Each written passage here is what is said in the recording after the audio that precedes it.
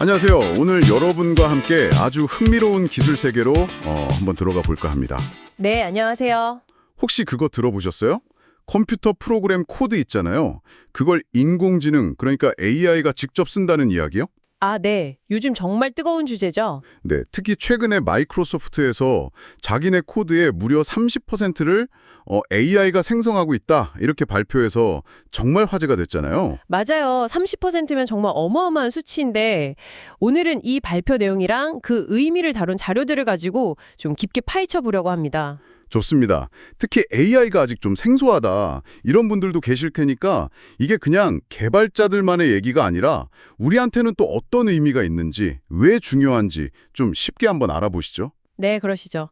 자, 그럼 바로 AI가 코드를 생성한다. 이게 정확히 뭘까요? 처음 듣는 분들을 위해서 좀 풀어주시죠. 어렵게 생각하실 건 없고요. 우리가 뭐 글 쓸 때 맞춤법 검사기 같은 거 쓰잖아요. 네네, 그렇죠. 그런 것처럼 프로그래머라 코드를 이렇게 쭉 짤 때 AI가 옆에서 도와준다는 기술이에요. 도와준다고요? 어떤 식으로요? 예를 들면 개발자가 이런 기능 만들고 싶어 하고 간단하게 말하거나 아니면 코드 일부를 딱 치면요. AI가 그 뒤에 필요한 코드를 막 추천해주거나 어떨 땐 아예 뚝딱 만들어주기도 하고요. 오, 그 마이크로소프트의 GitHub 코파일럿이라는 도구가 딱 그런 역할을 하는 대표적인 예죠. 와, 진짜 옆에 엄청 능력 있는 프로그래밍 보조원이 딱 붙어있는 느낌이겠는데요? 네, 뭐랄까 그런 느낌이죠. 근데 그 AI는 어떻게 그렇게 코드를 잘 아는 걸까요? 무슨 비밀이라도 있나요? 비밀이라기보다는 학습이죠, 학습. 학습이요? 네, 인터넷에 공개된 정말 어마어마하게 많은 프로그램 코드들을 AI가 미리 다 공부하는 거예요. 아, 데이터로 배우는 거군요. 그렇죠. 어떤 종류의 작업에는 주로 어떤 코드가 쓰이는지, 코드들 사이에 어떤 패턴이 있는지 이런 걸 다 파악하고 있다가 개발자가 딱 필요한 상황에 맞춰서 이거면 되겠다 싶은 코드를 예측해서 제안하는 거죠. 그냥 키워드 몇 개 쳐서 나오는 자동 완성하고는 완전히 다른 거네요. 네, 훨씬 지능적이죠. 진짜 조력자 역할이라고 할 수 있어요. 이야, 그렇군요. 방대한 학습을 통해서 패턴을 익힌다. 자, 그러면 마이크로소프트 내부 코드의 30%를 이런 AI가 만든다. 이게 왜 그렇게 큰 뉴스인 건가요? 30%면 진짜 높은 것 같긴 한데.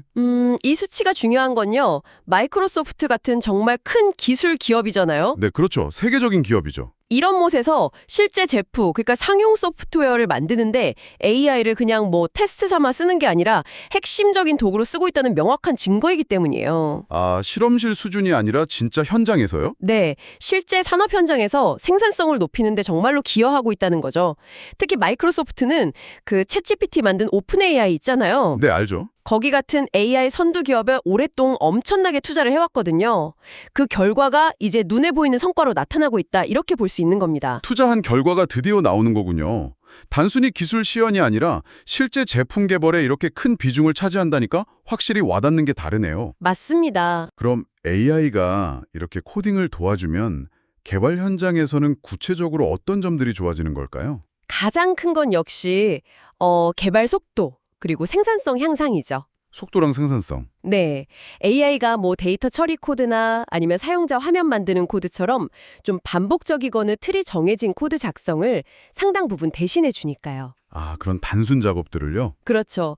그러니까 개발자들은 좀 더 복잡한 거, 뭐 시스템 전체를 설계한다거나 아니면 정말 창의적인 문제 해결 같은 더 높은 수준의 작업에 집중할 수 있게 되는 거예요. 시간을 버는 거네요. 네. 마이크로소프트 내부 조사 보니까 어떤 작업은 AI 도구를 썼을 때 생산성이 최대 55%까지 향상됐다고 해요. 와, 55%요? 거의 절반 이상인데요? 네, 엄청난 거죠. 그리고 뭐 코드 품질을 일정하게 유지한다거나 여러 명이 같이 작업할 때 코드 스타일을 맞추는 데도 도움을 줄 수 있고요. 이야, 55% 생산성 향상이라니 정말 놀랍습니다. 근데 이렇게 좋은 점만 있을 것 같진 않은데 항상 그렇잖아요. 혹시 뭐 문제점이나 좀 걱정되는 부분 그런 건 없을까요? 물론 있습니다. 당연히 있죠. 어떤 것들이 있을까요? 가장 먼저 생각할 수 있는 건 AI가 학습한 그 수많은 코드 데이터 속에 혹시 저작권 문제가 있는 코드가 섞여 있다거나 아니면 보안성 좀 취약한 코드가 있을 수 있잖아요. 아, 그럴 수 있겠네요. 네. 근데 AI가 그걸 모르고 그냥 생성해 써버릴 위험이 있는 거죠. 실수로 위험한 코드를 쓸 수도 있다. 그렇죠. 그래서 마이크로소프트도 AI가 만든 코드는 반드시 개발자가 다시 확인하고 또 잠재적인 문제를 자동으로 찾아내는 시스템도 돌리고 있다. 이렇게 감주하고 있어요. 사람의 검토가 필수군요. 네, 필수죠. 그리고 또 다른 면에서는 AI 역할이 점점 커지면 앞으로 소프트웨어 개발자는 그럼 뭘 해야 하나, 역할이 어떻게 바뀔까, 이런 고민도 있고요. 일자리 문제도 있겠네요. 네, 그리고 뭐 AI 기술 자체의 어떤 윤리적인 문제들, 이런 것들도 장기적으로는 다 같이 풀어가야 할 숙제입니다. 보안, 저작권, 또 개발자 역할 변화, 윤리 문제까지 생각보다 고려할 게 많네요. 기술 발전의 이면이 참 간단하지 않군요. 맞습니다. 그런데 이런 개발 환경의 변화가 꼭 개발자가 아니더라도요. 지금 이걸 듣고 계신 우리 청취자 여러분들과는 어떻게 연결될 수 있을까요? 왜 이게 우리한테도 중요할까요? 이게 단순히 코딩이라는 특정 분야 얘기만은 아니라고 봐야 해요. 핵심은 뭐냐면 지금까지는 되게 복잡하고 전문적인 지식 노동이라고 생각했던 영역까지도 AI가 자동화하거나 효율화할 수 있다는 가능성을 보여준다는 점이죠. 다른 분야로 확장될 수 있다. 네.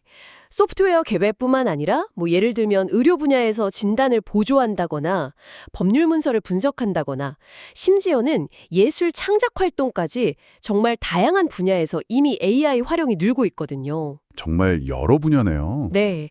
그러니까 이게 앞으로 AI가 우리 사회의 산업 구조나 직업의 형태를 어떻게 바꿔나갈지 여기에 대한 아주 중요한 어떤 신호탄 같은 거라고 볼 수 있어요. 결국 AI 기술이 어떻게 발전하고 또 어떻게 쓰이는지를 이해하는 게 앞으로 다가올 사회 변화에 대비하는 데 있어서 우리 모두에게 중요한 역량이 될 수 있다. 이런 말씀이시군요. 네, 바로 그겁니다. 미래를 준비하는 자세죠. 오늘 우리는 마이크로소프트의 발표를 통해서 AI가 소프트웨어 개발 방식을 정말 근본적으로 바꾸고 있다는 사실, 그리고 그 밝은 면과 또 어두운 면을 함께 살펴봤습니다. 생산성 혁신이라는 정말 큰 기대가 있지만 동시에 해결해야 할 과제들도 만만치 않다는 걸 확인했네요. 네, 맞습니다. 여기서 한 걸음 더 나아가서 이런 질문을 던져볼 수도 있을 것 같아요. 어떤 질문일까요? AI가 이렇게 복잡한 논리, 또 어떻게 보면 창의성까지 필요한 코드 작성을 해낸다면 앞으로 우리가 인간 고유의 영역이라고 생각했던 또 어떤 분야에 도전하게 될까 하는 거죠. 정말 생각할 거리를 던져주시네요. 그리고 또 우리는 이렇게 빠르게 변하는 기술 환경에 어떻게 적응하고 또 뭘 준비해야 할까? 이런 고민도 필요하겠죠. 네, 정말 스스로에게 던져볼 만한 중요한 질문인 것 같습니다. 오늘 저희와 함께 이 흥미로운 기술 변화의 흐름을 짚어주셔서 정말 감사합니다. 네, 저도 즐거웠습니다. 다음에 더 유익하고 흥미로운 이야기로 다시 찾아뵙겠습니다. 여러분, 안녕히 계세요. 감사합니다. 안녕히 계세요.